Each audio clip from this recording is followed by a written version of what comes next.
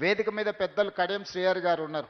ఈ వేదిక మీద ఉన్న దాంట్లో ఎవరైనా 2001 నుంచి 2026 వరకు ప్రజా జీవితంలో ఉండి ముఖ్యంగా సాగునీటి ప్రాజెక్టుల మీద సంపూర్ణమైన అవగాహన ఉన్న వ్యక్తులు ఎవరైనా ఉన్నారంటే కడియం శ్రీహరి గారు ఉన్నారు.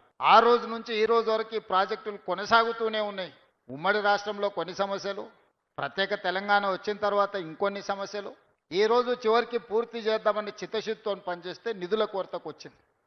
భూసేకరణ కూడా ఈరోజు నిధులు ఇవ్వడానికి వెతుక్కునే పరిస్థితి వచ్చింది.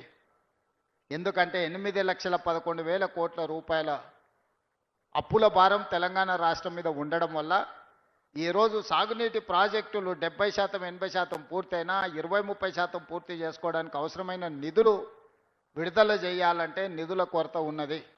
అందుకే ఈరోజు ఇక్కడికి వచ్చి ప్రాజెక్టును సమీక్షించి రాబోయే 2 ఏళ్లలో ఎట్టి పరిస్థితుల ఈ ప్రాజెక్టులను అన్నిటినీ పూర్తి చెయ్యాలనే చిత్తశుద్ధితోనే ఈరోజు ఇక్కడికి రావడం జరిగింది.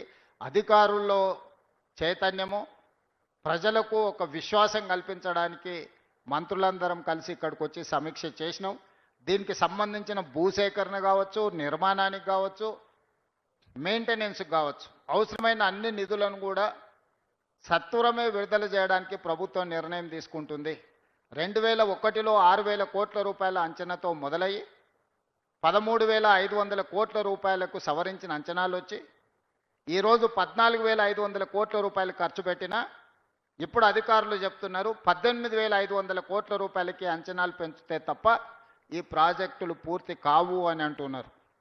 2001లో 6,000 కోట్లతో ప్రయాణం మొదలైతే ఈరోజు 18,500 కోట్లకి ఈ ప్రాజెక్టుల అంచనా విలువలు పెరిగినాయి. ఇకనైనా ఇక్కడ పులి స్టాప్ పెట్టాలి. దీనికి సంబంధించిన కంప్లీట్ ప్రాజెక్టును పూర్తి చేయడానికి అవసరమైన అంచనాలు అన్నిటిని కూడా సవరించుకొని తీసుకొని వచ్చి మంత్రివర్గంలో ఆమోదింపజేసుకొని పనులను వేగవంతం చేసి ప్రాజెక్టును పూర్తి చేయండి అని చెప్పి ఈ వేదిక మీద నుంచి స్పష్టంగా అధికారులకు ఆదేశాలు ఇవ్వడం జరిగింది.